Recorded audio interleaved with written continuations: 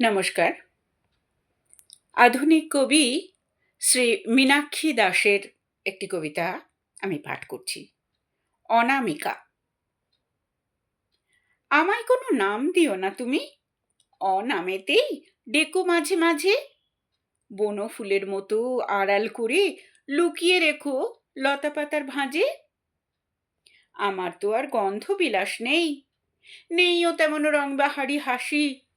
আমি শুধুই অভিমানের হাওয়ায় ফোটার আগেই ঝরতে ভালোবাসি। আমায় কোনো নামের নটি করে সাজিও না আর জীবন নাট্যশালায়। আমায় শুধু থাকতে দিও তুমি তোমার গাঁথা বিনি সুতোর মালায়।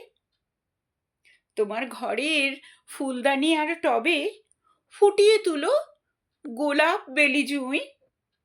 আর আমায় না হয় রেখো উঠোন কোণে কৃষ্ণপ্রিয়া তুলসী গাছের মতো। কৃষ্ণপ্রিয়া তুলসী গাছের মতো। নমস্কার।